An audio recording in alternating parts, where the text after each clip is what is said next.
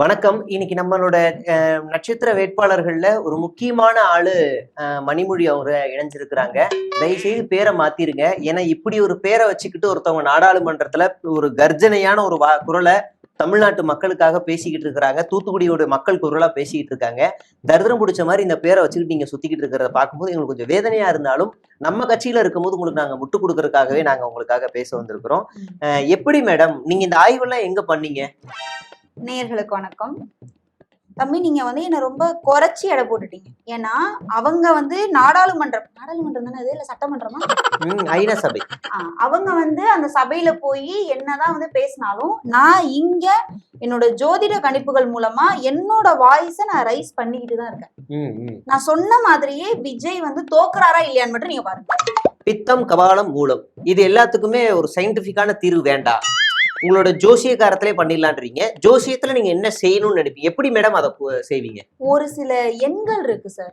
அந்த எண்களை நம்ம மனசுல நினைச்சுக்கிட்டு டெய்லி காலையில கிழக்குக்கும் மேற்குக்கும் நடுவுல நம்ம ஒரு 10 அடி நடந்து போனாலே நமக்கு அந்த நோய் சரியாகுன்றத நான் என்னோட ஆராய்ச்சி மூலமா தளபதிக்காக உட்கார்ந்து கண்டுபிடிச்சது. மூலத்துக்கு 2 வாழைப்பழம் டீ ஏதாவது குடிச்சா அது பாட்டு கலக்கலன்னு வரப்போகுது. அதுக்கு எதுக்கு நடக்கணும்? நடந்தா அது இன்னும் இருக்கிறுமே. இல்ல சார், நம்மள மீறி ஒரு சக்திங்கிறது இந்த பிரபஞ்சத்துல சுத்திக்கிட்டு இருக்கு. அது சொல்றது நம்ம காது கொடுத்து கேட்கணும். கேட்காததுனாலதான் நிறைய பேர் நாசமா போயிட்டு இருக்காங்க. நீங்க கேளுங்க. குஷ்ட நோய்க்கு சோப்புல நம்பர் எழுதணுங்கிறீங்க. அது எப்படி தீர்வாகும் மேடம்? சார், நம்ம கை பார்த்தோம் அப்படின்னா சோப் போட்டு குடிக்கிறது ரொம்ப முக்கியம். இப்ப பாத்தீங்களா, கோவிட் வந்தப்ப கூட என்ன சொன்னாங்க? சோப் போட்டு கை கழுவணும். அதுவும் 8 வகையான கை கழுவுதல் சொன்னாங்கல்ல. அப்ப நம்ம சோப்புல நம்பர் எழுதி நம்ம குளிச்சோம்னா இந்த இப்படி இருக்கிற கை இப்படி ஆயிடும். அதுக்காக சோப்புல நம்பர் எழுது. அதுக்காக சோப்புல ஷாம்புல நம்பர் எழுதுனா இப்ப முடி கொட்டுற பிரச்சனை இப்ப இருக்கிற இளைஞர்கள் எல்லாருக்கும், ஈவன் விஜய்க்கு கூட முடி கொட்டுற பிரச்சனை இருக்கு. அவருக்கு கூட நான் பர்சனலா இதான் சொன்னேன். ஷாம்புல கையில ஊத்திட்டு அந்த நம்பர் எழுதிட்டு நீங்க உச்சந்தால வச்சு தேய்ச்சிங்கன்னா உங்களுக்கு முடி கொட்டுற பிரச்சனை. என்ன நம்பர் எழுதணும் மேடம்? 7 அரை போடுறது ரொம்ப கஷ்டம். அதனால 7 மட்டும் போட்டுக்கோங்க. 7. சரி சரி, ஓகே மேடம். இப்போ எனக்கு ஒரு சந்தேகம். நம்ம இந்த மாதிரி கேன்சருக்குன்னு மத்திய அரசாங்கம் ஒரு துறையை ஒதுக்கி கோடிக்கணக்கில் செலவு பண்ணுது. அதை பார்த்தா என்ன லூசு பைத்தியக்காரத்தனமா தெரியுதா உங்களுக்கு? சார், அப்படி கிடையாது. நம்ம மருத்துவத்தை நாடி போறோம். அதனால எவ்வளவு சைடு எஃபெக்ட் வருது பாருங்க. ஓஹோ, இல்ல சைடு எஃபெக்ட் வர்றது கூட மாற்று தீர்வு ஏதோ ஒன்று வந்துடும். கோடியில ஒரு ஆளுக்கு சைடு எஃபெக்ட் வரும்.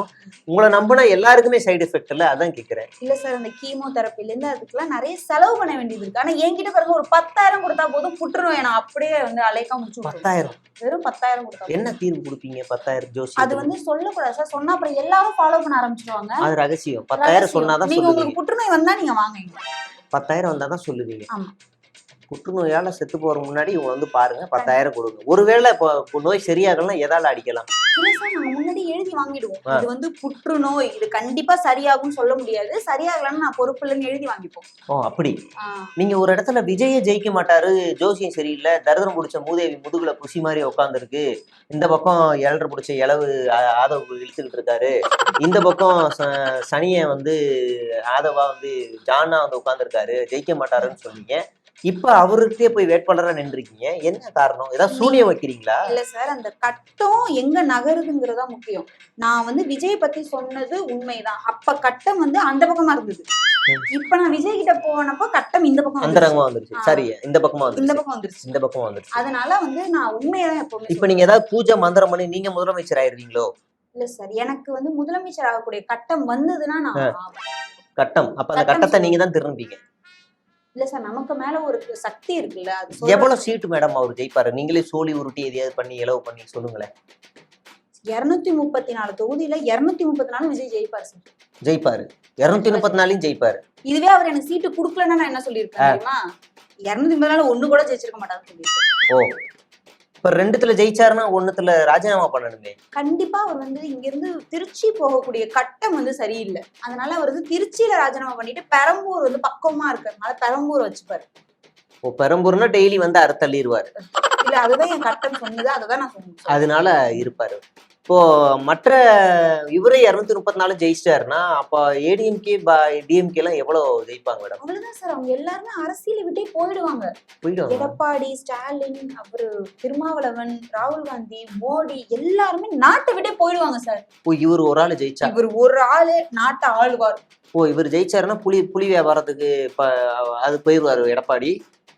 ஸ்டாலின் வந்து வீட்லயே இருந்துருவாரு, மோடியும் நாட்டை விட்டு வெளியே ஓடி போயிருவாரு, எல்லாரும் போயிருவாங்க.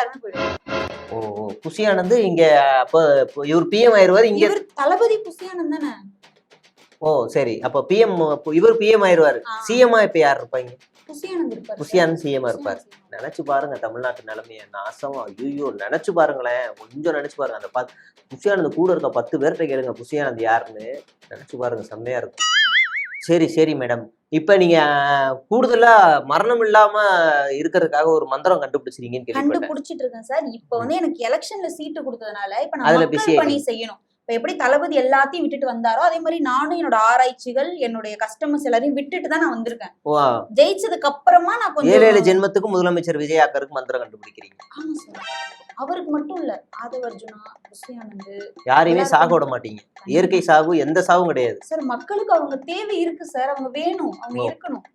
அதனால அந்த மருந்தை கண்டுபிடிச்சிட்டு இருக்கோம். சரி மேடம், உங்க மருந்தை கண்டுபிடிச்சு அதுல கொஞ்சோண்டு பால்டாயில ஊத்தி எல்லாருக்கும் கொடுங்க, அது இன்னும் அதிகமா ஒர்க் அவுட் ஆகும். இப்போ விஜய் வந்து 33% 50% பெண்களுக்கு தேர்தலில் சீட்டு கொடுப்பாரு, ஆனா 10% கூட கொடுக்கல, டுபாகூரா இருக்காரு. என்ன மேடம் இது, உல்டா அடிக்கிற வேலையா இல்ல?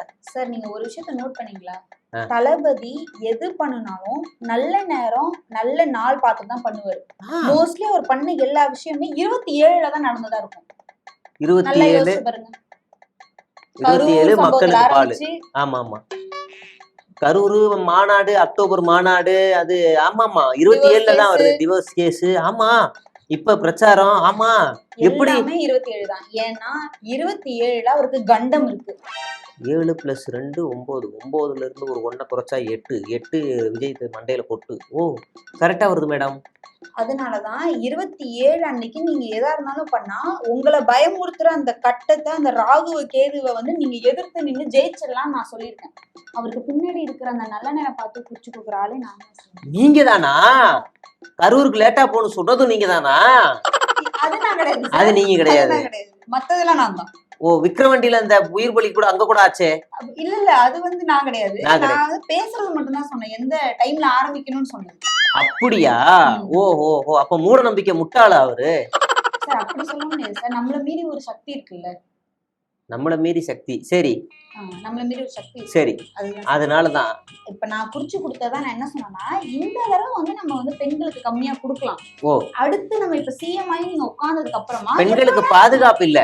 ஓகே புரிஞ்சுக்கிறோம், நாங்க பெண்களுக்கு பாதுகாப்பு இல்ல, அந்த அந்த ஒரு காரணத்துக்காக இப்போதைக்கு நாங்க கம்மியா கொடுக்குறோம். பெண்களுக்கு இவர் சிஎம் ஆகி 100% ஆக்கின உடனே அவரு 100மே பெண்களாவே நிறுத்துவார் எல்லா தொகுதியிலையும். சிஎம் ஆனதுக்கு அப்புறமா பெண்கள்லாம் அப்படியே அக்னி சிறகு அப்படி வருவாங்க.